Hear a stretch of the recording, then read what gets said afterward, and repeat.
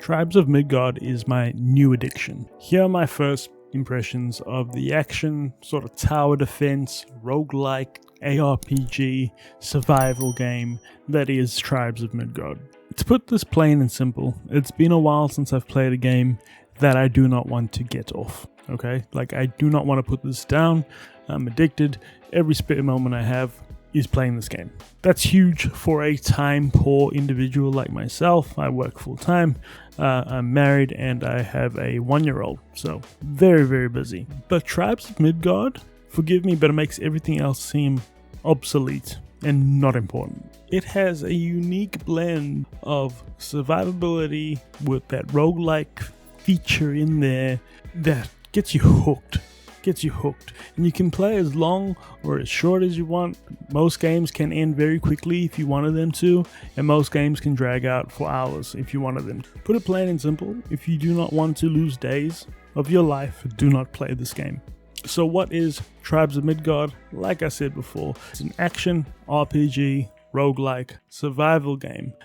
It's hard to put a comparison in there of what it's like. People like to call it a comparison to Valheim, but the only comparison is it's set in that Viking age. That's about it. It's developed by Norsefell. Norsefell have really released no games that are worth mentioning besides this one. This game is also published by Gearbox Publishing, which it's good to have a big giant like that behind it. So from my first impressions, this game is definitely for people that like roguelites, like Risk of Rain 2. Think it like Risk of Rain. People that play Hades, that Dreamscape game. It's very similar. It's a procedurally generated world. You sort of top down. I think it's called isometric view. And it can be off-putting at first because there's so much to do, especially if you're playing solo. But once you do a few runs of this game, you will get in, I guarantee. The aim of the game is to survive as long as you can, overcoming waves of enemies that attack your base at night only, as well as fighting off giant sort of bosses that appear every couple of days after you've killed someone. Gathering materials, crafting weapons and gear, exploring the map as much as you can, unlocking fast travel shrines, killing giants, basically. They're called Jotner in this game. And then eventually getting your level up high enough to take on the end boss. That's called Saga mode, which is a little bit more linear.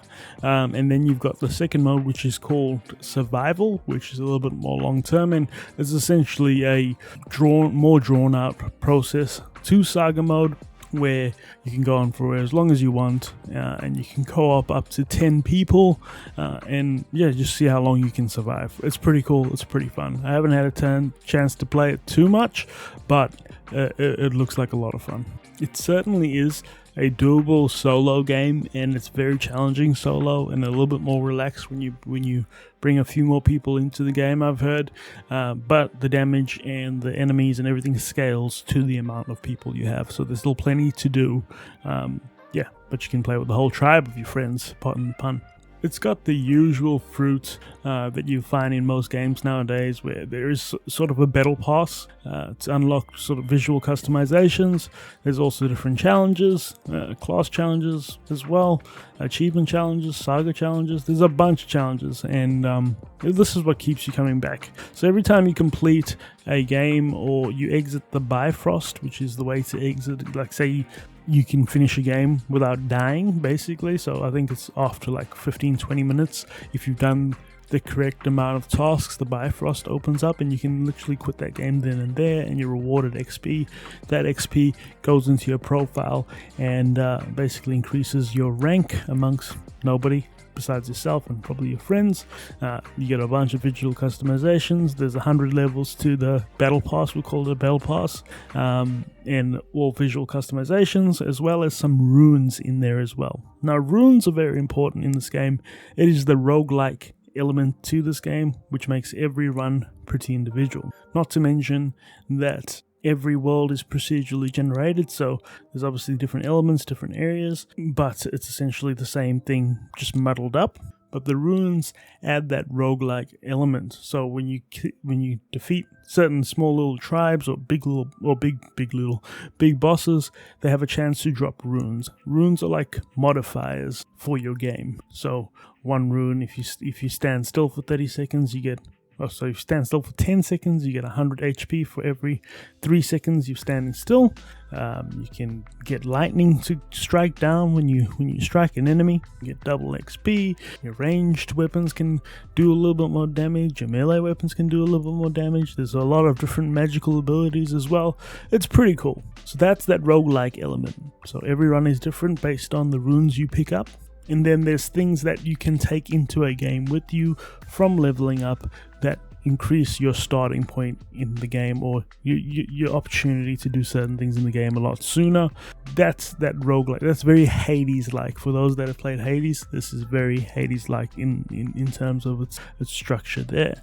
Now, I won't go into it too much. This is just my first impressions. I'm enjoying this game. I need a bit of help because I've been close to finishing it once or twice, haven't finished it. I keep dying. It's one of those games where you literally let out a gasp every time you die, right? It is probably the first game in a long time where I've outwardly been upset about dying. And that's because I've taken a chance when I shouldn't have taken a chance. But I love it. I'm going to be playing it. I'm going to be I'll do a couple of guides on this channel for Tribes of Midgard. So if you want to stay up to date with Tribes of Midgard and everything coming to the game, make sure you drop a sub on this channel and hit that bell icon to stay up to date. But ultimately, I think this is going to be one of my main games, if not my main game, because I absolutely love it. It's adorable. It's everything I want in the game. There's a few things that can be fixed with patches, just like interactions, some quality of life issues, but overall the product as it is very good. And they've got a roadmap for the next year or so, or next coming months, 6 months, of what they want to add to the game. They want seasons, they want all the different content. I've seen this in other roguelites where they add different bosses, different ways to finish a game, different ways to play the game. So there's definitely big things coming. I can feel it. If you like this game, make sure you drop a like on this video.